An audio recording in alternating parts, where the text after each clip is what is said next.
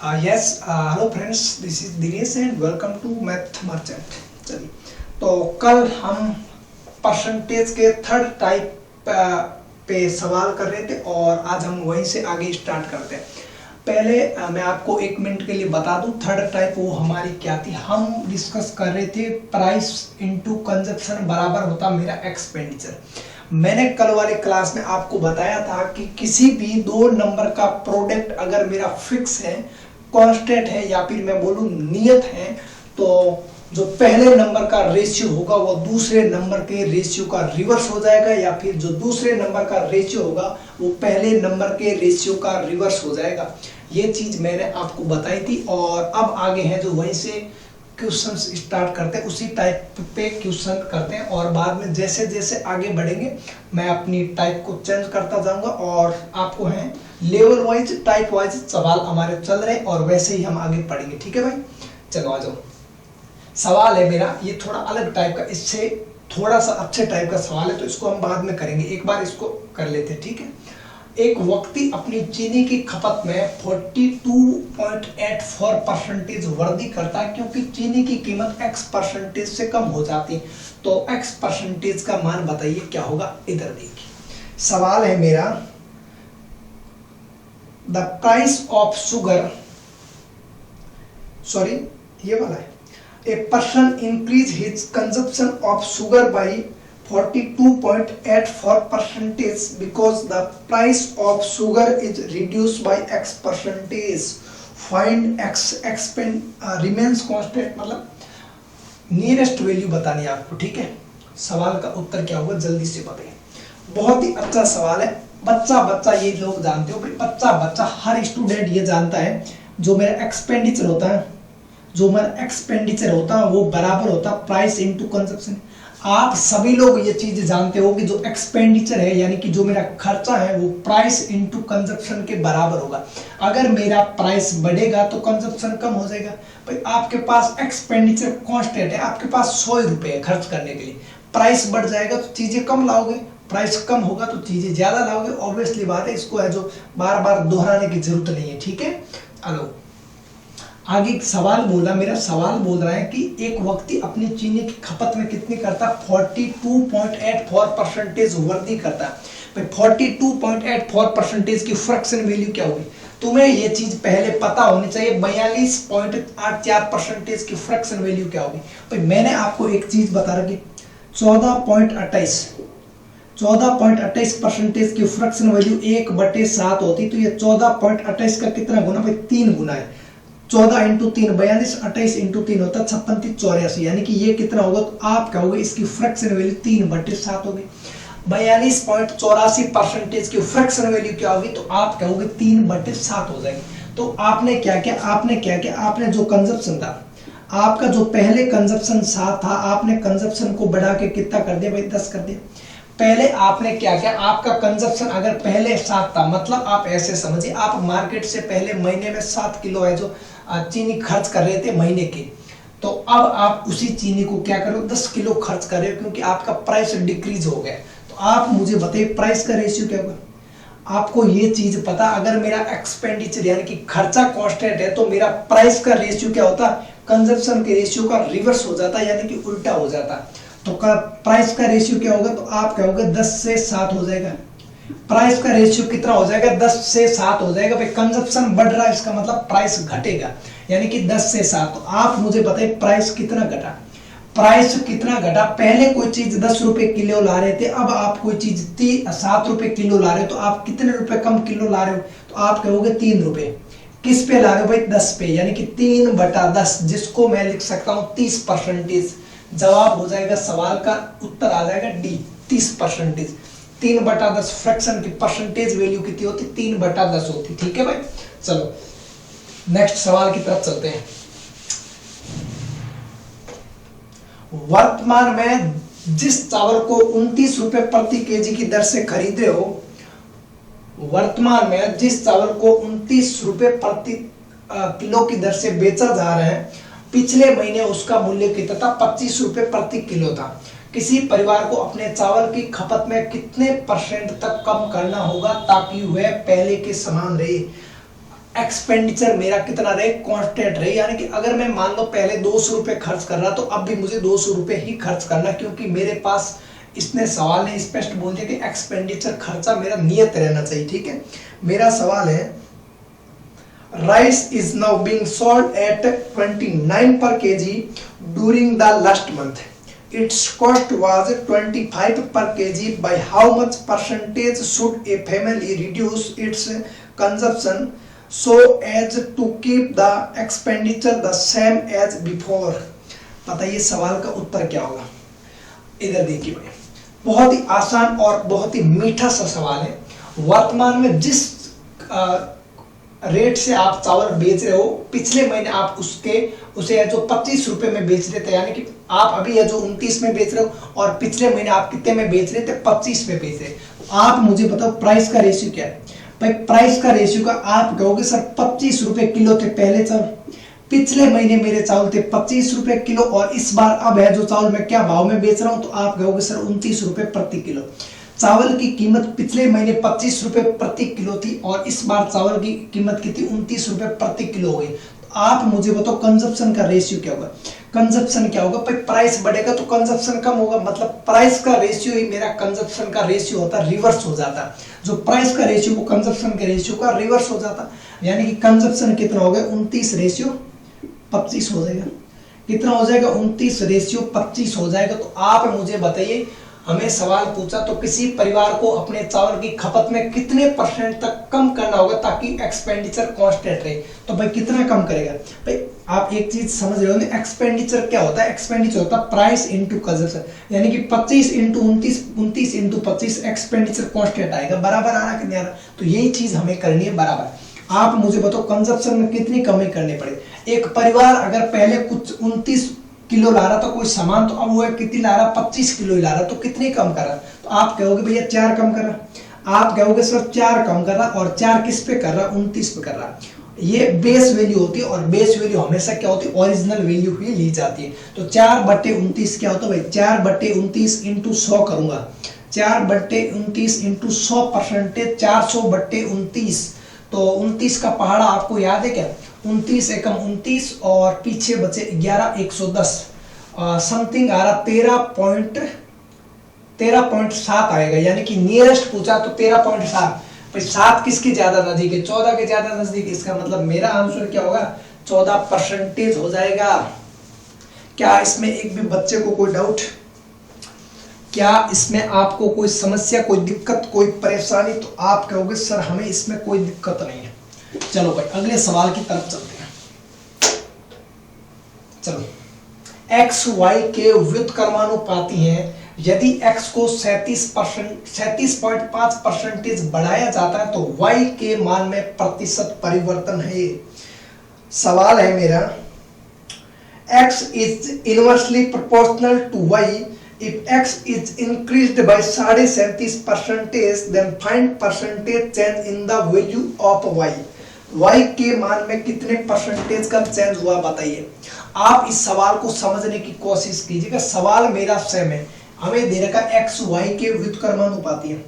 X Y के व्युत्क्रमानुपाती, इसका क्या मतलब मुझे बताओ भाई। एक्स वाई के व्युत्क्रमानुपाती इसका क्या मतलब, इसका ये मतलब है कि ये जो एक्स है, एक्स मेरा वाई के कितना, वाई के व्युत्क्रमानुपाती है। यानी कि अगर एक्स बढ़ेगा तो वाई क्या होगा, डिक्रीज होगा, घट जाएगा। ये आपस में क्या होगा, रिवर्स हो जाएंगे। एक्स का जो रेशियो होगा वो वाई के रेशियो का क्या हो जाएगा, रिवर्स हो जाएगा, उल्टा हो जाएगा। अगर x का रेशियो 3:5 है तो y का रेशियो 5:3 हो जाएगा। क्योंकि ये चीज कब होती है, जब दो चीजों का प्रोडक्ट मेरा फिक्स हो, तभी वाली ये चीज मेरी बनती, नहीं तो नहीं बनती। ठीक है, और ये चीज मैंने आपको बताई, हर एक चैप्टर में काम आने वाली, चाहे प्रॉफिट लॉस हो, चाहे टाइम स्पीड डिस्टेंस हो, या फिर एरिया की बात कर लो, या फिर आप वॉल्यूम की बात कर लो, सब जगह ये चीज काम आने वाली। ठीक है, हमें बोला है यदि x को 37.5% बढ़ाया जाता है, भाई 37.5% की फ्रैक्शन वैल्यू क्या होगी, 37.5% की फ्रैक्शन वैल्यू क्या होगी, तो आप कहोगे सर 3/8, 12.5% मतलब 1/8, तो 37.5% यानी कि 12.5% का 3 गुना, यानी कि 3/8। तो x की वैल्यू अगर पहले 8 थी तो 8 से बढ़ के भाई 8 का 37.5% 3 होता, यानी बढ़ा रहे हो तो 8 पे 3 ऐड कर दोगे 11, यानी कि x पहले 8 था, यानी कि x पहले 8 था तो 8 से बढ़ के अब कितना हो गया, तो आप कहोगे सर 8 से 11 हो गए। पहले x कितना था, 8 था, 8 से बढ़ के अब 11 हो गए, तो y का अनुपात क्या होगा, तो आप कहोगे सर y का अनुपात है जो x का रिवर्स हो जाएगा, क्योंकि हमें सवाल में बोल रखा है x मेरा इनवर्सली प्रोपोर्शनल है व्युत्क्रमानुपाती है y के, यानी कि y का रेशियो क्या हो जाएगा 11:8 हो जाएगा। तो हमें पूछा y के मान में परिवर्तन ज्ञात करें, भाई y के मान में कितना चेंज हो रहा है, तो आप कहोगे 3 की कमी हो रही, भाई y का मान पहले 11 था, अब y का मान कितना 8 है, यानी कि कितनी कमी हो रही, 3 की कमी हो रही, किस पे हो रही भाई 11 पे। नीचे बेस वैल्यू आती है और बेस वैल्यू यानी कि ओरिजिनल वैल्यू, ठीक है। 3/11 का मतलब क्या होगा भाई 9.09, 1/11, 3/11 यानी कि 9.09 का 3 गुना, यानी कि 27.27%। ऑप्शन नंबर बी मेरा आंसर हो जाएगा। चलिए अगला सवाल, अगला सवाल क्या बोल रहा भाई, अगला सवाल है एक त्रिभुज के आधार में 16:2/3% की वर्ती होती है। इस प्रकार त्रिभुज का क्षेत्रफल स्थिर रखने के लिए कितने परसेंट ऊंचाई में कमी करनी होगी, ठीक है भाई। मेरा सवाल है मेरा, in a triangle base is increased by 60:2/3%, then by how much percentage height should be reduced such that ratio of area of triangle remains constant। मेरा बेस है जो 66/2/3% बढ़ गया, भाई ट्रायंगल का एरिया क्या होता, आप मुझे बताइए ट्रायंगल का एरिया क्या था, तो आप कहोगे 1/2 into base into height. Triangle का एरिया होता 1/2 इंटू बेस इंटू हाइट, यही होता, तो आप कहोगे जी सर ये 1/2 मेरा फिक्स वैल्यू होती है, फिक्स वैल्यू हर में, ठीक है। हमें ये बोला कि अगर मेरा बेस बढ़ रहा है तो हाइट क्या होगी, कमी होगी, क्योंकि ये चीज बोला कि एरिया फिक्स है, सवाल ने बोल दिया भाई एरिया मेरा कितना फिक्स रखना, तो आप कहोगे सर बेस बढ़ा रहे हो इसका मतलब हाइट कमी हो जाएगी, बेस बढ़ा रहे हो इसका मतलब हाइट में क्या होगी, कमी होगी। कुछ फॉर्मूले हैं जो आपको है जो याद होने चाहिए, क्योंकि ऐसे सवाल परसेंटेज में इन फॉर्मूलों पे भी बनते हैं, ठीक है भाई। सवाल है मेरा, एक त्रिभुज आधार में 16:2/3% की वृद्धि होती है, यानी कि त्रिभुज का जो बेस है, बेस में 66/2/3% की वृद्धि, 66/2/3% की फ्रैक्शन वैल्यू क्या होगी, तो आप कहोगे 2/3, आप कहोगे कितना होगा भाई 2/3, 66/2/3% की फ्रैक्शन वैल्यू होती 2/3। ये जो नीचे आता वो मेरा बेस होता। अगर मेरा बेस पहले 3 था तो 3 से 2 और बढ़ गया, यानी कि कितना हो गया 3:5 हो गया। पहले मेरा बेस क्या था 3 था, 3 से बढ़ के अब बेस कितना हो गया 5 हो गया। तो आप मुझे बताओ हाइट में क्या चेंज होगा, तो हाइट का रेशियो क्या होगा, जो बेस का रेशियो होगा हाइट का रेशियो इसका इनवर्स हो जाएगा, यानी कि उल्टा हो जाएगा, 5:3 हो जाएगा। भाई हाइट का रेशियो 5:3 होगा तभी मेरा एरिया कांस्टेंट रहेगा, 5 × 3 15, 5 × 3 15, यानी कि एरिया 15 हो जाएगा। आपको एक चीज बढ़ाओगे तो दूसरी चीज घटानी पड़ेगी, ये बहुत ज्यादा इंपॉर्टेंट कंसेप्ट है और इससे पेपर में सवाल पूछे जाते हैं, ठीक है भाई। तो यहां से देखो भाई हाइट कितनी कम कर रहे हो, आप बताओ पहले आपकी हाइट थी 5 रेशियो, अब आपकी हाइट है 3 रेशियो, यानी कि कितनी कमी कर रहे हो, 2 की कमी कर रहे हो। किस पे कर रहे हो, 5 पे कर रहे हो। 2/5 यानी कि 40%, 2/5 फ्रैक्शन की वैल्यू कितनी 40%। ऑप्शन नंबर बी मेरा इस सवाल का उत्तर हो जाएगा, ऑप्शन नंबर बी मेरे इस सवाल का उत्तर हो जाएगा। क्या इसमें किसी भी बच्चे को कोई डाउट? अगर आपको चीजें समझ में नहीं आ रही हैं तो आप है जो वीडियो के नीचे कमेंट कीजिएगा और मैं आपको चीजें समझाने की और दोबारा कोशिश करूंगा, ठीक है भाई। और तो क्या ही करें तुम लोगों के साथ है। चलो अगला सवाल, अब है जो मेरा कॉन्सेप्ट चेंज हो जाएगा, थोड़ा अच्छा लेवल आएगा सवाल का, ठीक है। थोड़ा सवाल चेंज हो जाएगा, लैंग्वेज इसकी चेंज है, बाकी सारी चीजें सेम। एक वस्तु की कीमत में 36% की वृद्धि हुई और खरीदी गई मात्रा में 30% की कमी हुई, तो वस्तु पर खर्च की गई राशि में प्रतिशत परिवर्तन वृद्धि या फिर कमी क्या है वो ज्ञात कीजिए। The price of commodity is increased by 36% and the quantity purchase is decreased by 30%. What is percentage increase decrease in the amount spent on the commodity? English थोड़ी कमजोर है मेरी, है ना।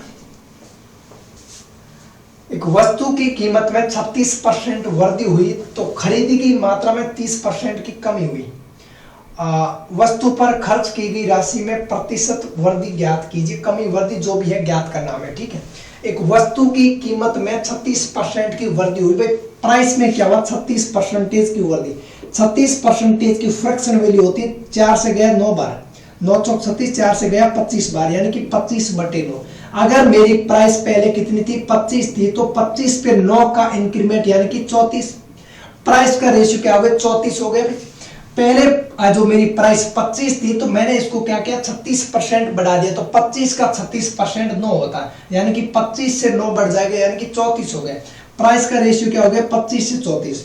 आप मुझे बताओ, ये बोल रहा है और खरीदी गई मात्रा में 30% की कमी हुई, यानी कि कंजप्शन में 30% की कमी हुई। भाई 30% की फ्रैक्शन वैल्यू क्या होती है, तो आप कहोगे 3/10, यानी कि अगर मैं पहले 10 चीजें ला रहा तो 10 चीजें अब क्या कर रहा हूं, मेरी प्राइस बढ़ गई तो इसलिए मैं अब 3 कम ला रहा हूं, 10 पे 3 कम, यानी कि 7 ला रहा हूं। तो आप मुझे बताओ प्राइस इंटू कंजप्शन क्या होता है। प्राइस इंटू कंजप्शन क्या होता है, एक्सपेंडिचर होता है, यानी कि 25 इंटू 10। पहले मेरा खर्चा कितना आ रहा था, टोटल 250 रुपए आ रहा था।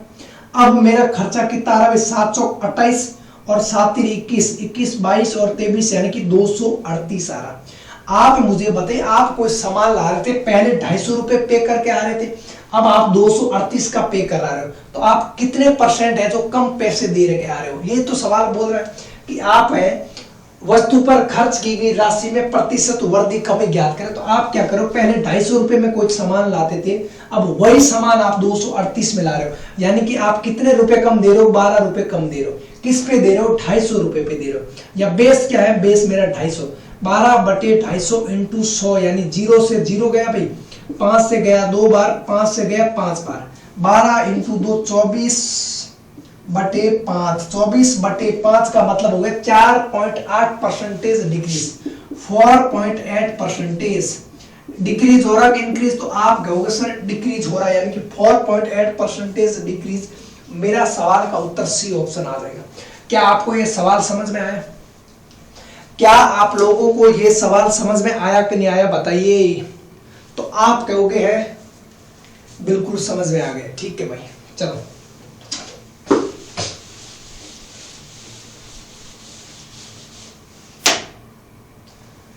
रमेश का कार्य प्रतिदिन 15% बढ़ गया और उसका वेतन प्रति घंटे 20% तक बढ़ गया, तो उसकी दैनिक आय कितने % तक बढ़ गई। सवाल है मेरा, Ramesh working hour per day were increased by 15% and his wages per hour were increased by 20%, by how much % did his daily earning increase. बताइए उसका डेली अर्निंग में कितने %। बहुत ही अच्छा सवाल है। आप मुझे बताओ डेली अर्निंग क्या होता है, डेली अर्निंग क्या होता है, डेली अर्निंग क्या होता है। तो आप कहोगे कितने घंटे काम कर रहा, कितने घंटे काम कर रहा, डेली कितने घंटे काम कर रहा है, ठीक है ना, कि डेली कितने घंटे काम कर रहा है और उसे कितना रुपये मिल रहा है, वेक्स यानी कि मजदूरी कितनी मिलती है 1 घंटे की। आप ऐसे समझिए, आप मैं अपनी लैंग्वेज में समझाता हूं आपको। आप कितने घंटे काम करो एक दिन में और आपको एक दिन में 1 घंटा काम करने के कितने पैसे मिलते हैं, यही तो मेरी मजदूरी होगी, डेली कितना काम कर रहा हूं। ऐसे समझिए आप, मैंने बोल दिया आप डेली 2 घंटे काम कर रहे हो, आप डेली कितने घंटे काम कर रहे हो, 2 घंटे कर रहे हो, और आपको है जो 1 घंटे की कीमत कितनी है, आपको 1 घंटे की 200 रुपए मिलते हैं, आपको 1 घंटे के 200 रुपए मिलते हैं। आप डेली 2 घंटे काम कर रहे हो तो आपको टोटल कितना मिल जाएगा, 400 रुपए मिल जाएंगे, 2 × 200 यानी कि 400। यही चीज मैं आपको समझाने की कोशिश कर रहा हूं। मेरा सवाल बोल रहा है रमेश का कार्य प्रतिदिन 15% बढ़ गया, यानी कि रमेश का जो वर्क है 15% बढ़ गया। 15% की फ्रैक्शन वैल्यू क्या होती है, 3/20, यानी कि रमेश पहले 20 घंटे काम करता था तो अब कितना कर रहा है भाई, 23 घंटे कर रहा है। रमेश पहले 20 घंटे कार्य कर रहा था, तो अब कितना कर रहा, 23 घंटे काम कर रहा, और उसका वेतन प्रतिदिन 20% बढ़ गया। वेतन यानी कि इनकम उसकी कितनी बढ़ गई, 20% यानी कि 1/5। पहले उसे अगर 5 मतलब घंटे के 5 रुपए मिल रहे थे, तो अब उसे घंटे के कितने मिले, 6 मिले। तो आप मुझे बताओ डेली कितने घंटे काम करा और उसे कितना रुपए मिला, यही तो मेरी टोटल डेली इनकम के बराबर होगा, यही तो मेरी डेली अर्निंग के बराबर होगा भाई। टोटल एक दिन में कितने घंटे काम कर रहा और उसे 1 घंटे काम करने के कितने रुपए मिलते, यही मेरा टोटल डेली का होता है। टोटल डेली आप कितना कमा के लाए, यही चीज होती। तो 20 × 5 कितने हो गए, 100, यानी कि उसे डेली के पहले 100 रुपए मिल रहे थे, अब उसे कितने मिले, 6 × 3 18, यानी कि 138 मिले। रमेश को पहले 1 घंटा 20 घंटा काम करता था और डेली के 5 रुपए मिल रहे थे, उस हिसाब से उससे कितने मिलते थे, 100 रुपए मिलते थे। अब रमेश ने काम बढ़ा के 23 घंटे कर दिया और उसे 1 घंटे के 6 रुपए मिल रहे हैं, तो अब उसे टोटल कितना मिला, 138 मिला। तो आप मुझे बताइए, ये मेरी बेस वैल्यू है और बेस वैल्यू 100% के बराबर होती है भाई। 100 का मतलब 100% है, तो 1 का मतलब 1% हो जाएगा। तो पहले उसे 100 रुपए मिल रहे थे, अब उसे 138 मिले, तो कितने ज्यादा मिले भाई, 38%। यानी कि उसकी डेली इनकम में कितनी परसेंट की वृद्धि हुई, तो आप कहोगे भैया, आप कहोगे 38% की वृद्धि होगी, आप कहोगे 38% की वृद्धि हो गई। क्या ये सवाल आपको समझ में आ गया? आप कहोगे हाँ जी सर। चलिए नेक्स्ट सवाल की तरफ चलते हैं।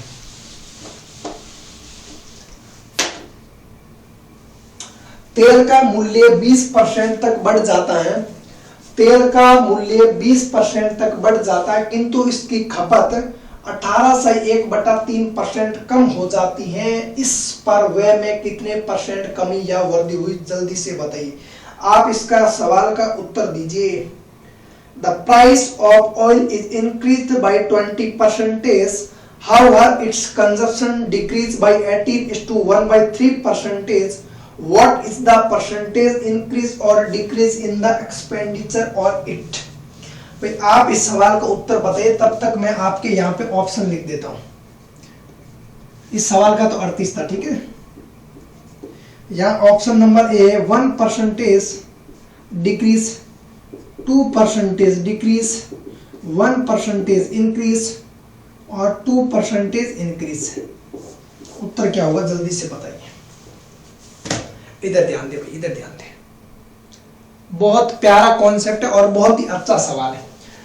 तेल का मूल्य 20% तक बढ़ जाता है और ये रियल बात है। आजकल आप भी जानते हैं पेट्रोल क्या भाव आ रहा था। पेट्रोल पिछले साल तो 80-85 था और इस साल है जो 100 के पार चला गया। भाई तुम्हें पता है सिस्टम क्या हमारी गवर्नमेंट का, पहले क्या करते, उन्हें क्या करना, उनका एक फिक्स टारगेट था कि हमें 80 से क्या करना, पेट्रोल 95 रुपए तक पहुंचाना। 80 से हमें 95 रुपए तक पहुंचाना। उन्होंने क्या कर दिया, 80 से सीधा 110 कर दिया। 80 से क्या कर दिया, सीधा 110 कर दिया। उनको पता जनता हो हल्ला करेगी और ये सिस्टम है, ऐसा होता है हमेशा। तो उन्होंने क्या कर दिया, उनका पहले रेशियो यही था कि हमें तो 95 तक बढ़ाना कैसे भी करके। उन्होंने दिमाग लगाया कि 95 तक ना बढ़ा के 110 कर देते डायरेक्ट। फिर उन्होंने क्या कर दिया, 10 रुपए कम कर दिए। फिर जनता ने वो नारे लगाने शुरू कर दिए कि भाई 10 रुपए पेट्रोल सस्ता कर दिया है ना। ये वाली चीज है आजकल। तेल का मूल्य 20% तक बढ़ जाता, तेल का मूल्य कितना, 20% बढ़ जाता। भाई 20% की फ्रैक्शन वैल्यू क्या होगी, 20% मतलब 1/5। ये चीज बार बार नहीं करनी यार, क्या बताऊं मैं इन चीजों को। पिछले 8 घंटे में मैंने ये चीज समझाई आपको, तो ये चीज आपको दिमाग में करनी। भाई प्राइस में क्या हो रहा, आप कहोगे प्राइस है जो मेरा 20% तक बढ़ जाता है, यानी कि पहले 5 था तो 5 से कितना हो गया, प्राइस 6 हो गया। डायरेक्ट लिखने की सोचो, डायरेक्ट ये चीज दिमाग में करो, तभी है जो आपका उत्तर बहुत जल्दी आएगा। सवाल आप है जो इसको 15 सेकंड के अंदर अंदर बना सकते हो इजीली, किंतु इसकी कंजप्शन में 18 से 1/3% की कमी होती। कंजप्शन का रेशियो क्या होगा, 18 से 1/3% की कमी का मतलब क्या होता है। 18 से 1/3% की फ्रैक्शन वैल्यू क्या होगी, बताएगा कोई मुझे? अरे आप लोगों में से कोई मुझे बताएगा 18 से 1/3% की फ्रैक्शन वैल्यू क्या होगी? अरे कबाड़ बुद्धि, मैंने तुम्हें क्या बताया था, क्या मैं इसको 10% प्लस 8:1/3% नहीं लिख सकता हूं? तो आप कहोगे बिल्कुल लिख सकते हो भाई। 10% का मतलब 1/10, 8 से 1/3% का मतलब 1/12, एलसीएम आ गया मेरा 60, 10 से गया 6 बार, 12 से गए 5 बार, यानी कि 18 से 1/3% की फ्रैक्शन वैल्यू कितनी आ जाएगी 11/60। ये चीज आपको दिमाग में करनी है, ऐसे कभी नहीं करना, कैलकुलेशन दिमाग में सोचना पड़ेगा। हमें बोल रखा है उसकी कंजप्शन में क्या हो रही, कमी हो रही, यानी कि पहले आप 60 रुपए कुछ भी आप 60 लीटर पेट्रोल ला रहे तो आपने क्या कर दिया, आपके पेट्रोल की प्राइस बढ़ गई, इसलिए आप है जो पहले 60 लीटर पेट्रोल ला रहे थे अब है जो 60 पे 11 की कमी कर रहे हो, यानी कि अब कितना ला रहे हो 49 लीटर पेट्रोल से काम चला रहे हो। भाई पहले आप महीना के 60 लीटर पेट्रोल भरवाते, अब क्या हुआ पेट्रोल की प्राइस में बहुत ज्यादा बढ़ोतरी होगी, जिसकी वजह से मैंने क्या कर दिया कम भरवाना स्टार्ट कर दिया पेट्रोल। अब मैं जब पहले महीने में 60 लीटर से काम चलाता, अब मैं 49 लीटर में उसी जो काम चलाता हूं उसी से काम चलाता हूं, है भाई। तो प्राइस इनटू कंजप्शन ही क्या होता है, मेरा टोटल एक्सपेंडिचर होता है। तो यहाँ पे मैंने देखा कितना आ रहा है 5 × 36। आप एक चीज करो भाई, आप क्रॉस मल्टीप्लाई काट सकते हो, ये ऊपर जो वैल्यू होती है ना आप इसको क्रॉस काट सकते हो, तो ये 6 से चला जाएगा 60 10 बार, यानी कि आप अगर पहले टोटल 50 रुपए खर्च कर रहे हो और अब आप कितने करो 49। पहले आप क्या कर रहे थे टोटल 50 रुपए खर्च कर रहे थे, लेकिन पेट्रोल की प्राइस में इंक्रीज हो गई तो हम क्या कर रहे हैं अब 49 रुपए खर्च कर रहे हैं, हमारे पास इतने पैसे नहीं है, ठीक है।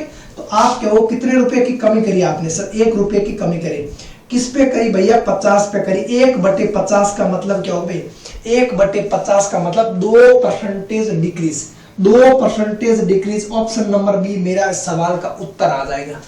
क्या आप लोगों को ये चीज समझ में आई? आई होप आप लोगों को सारे सवाल समझ में आए होंगे और अच्छी तरीके से बता दी, कोई दिक्कत वाली बात नहीं है। और बाकी जो भी चीजें हैं हम करते हैं अगली क्लास में, ठीक है। बाय।